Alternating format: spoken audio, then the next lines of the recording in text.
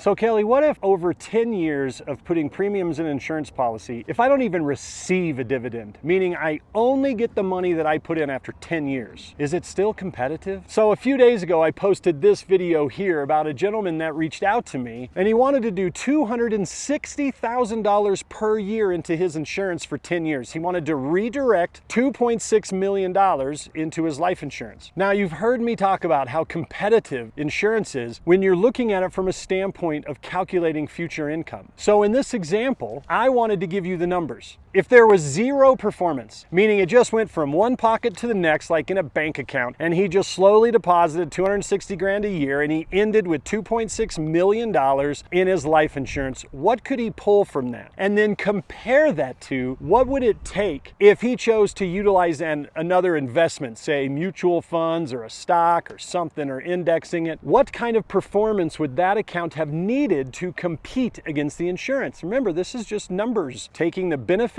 of each, how it all works together, and then what do you want, man? Let's just look and see if this is what you want. Okay, so if we take a 5.5% from his insurance policy in the form of a policy loan, because loans are not taxable, so this would equal $143,000 of tax-exempt cash flow, certainly to life expectancy for him. So 143 grand every year that has no place to go on his 1040, that's totally tax exempt. Now, if he were to have done this in a different investment, we need to calculate what it would take to create 143,000 of after-tax money. So let's be really nice and let's take only a 10% capital gains calculation. I don't want anybody going, oh, your calculation's too aggressive, too steep, that's not real. Okay, let's be even not real on the other side, on the really conservative side. If he grew that money, 260 grand a year in a different account, what would his rate of return need to be to get $143,000 after tax, assuming only a 10% capital gains rate? Now, don't forget, as of right now, Kamala, running for president, wants to raise capital gains to 44.6, but we won't go there. We're gonna give him 10. So that means his gross distribution would need to be $158,800. So he needs to grow an account and he needs to distribute $158,800 to pay a 10% capital gains fee in order to net the same $143,000 of tax exempt money. So now we calculate what kind of an account balance would we need in order to distribute to life expectancy $158,800. And again, if you remember in other videos, the safe withdrawal rate is not 5.5% on those kind of investments. It's typically quoted at 3.5%. So 158.8 is 3.5% of what number? That's $4.5 million.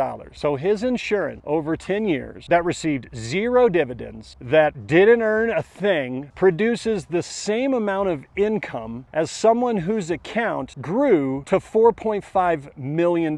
Now, if someone were to say, Kelly, would you rather have 2.6 million or 4.5? My answer wouldn't automatically be the 4.5. My answer would be, well, it depends. What are the rules? What are the different things I have to navigate with the 4.5? What if that's totally taxable and after all is said and done, you don't get the 4.5? It isn't just about getting a bigger number. It's how can you use that for your benefit later? Okay, so now our final calculation. $260,000 a year, every year for 10 years. And you have to end with 4.5 million. What is the rate of return to get to that number? Believe it or not, you can run it. It's 10%. Meaning, from an income standpoint, in order to compete against the insurance that didn't return you one dividend, to compete against that income, you have to have an investment account that does 10% every single year without ever incurring a loss. And oh, by the way, that's without fees. You got no management help, no fees whatsoever, no financial planner to assist you. Good luck. Okay, so now let's be a little bit nicer. Let's keep being nice. Let's assume that his investment wouldn't have a 3.5% distribution, but a 4% distribution. So instead of 4.5 million, his account balance would only need to grow to 3.9 million, meaning it grew to 3.9. He got a 4% safe withdrawal rate, paid his 10%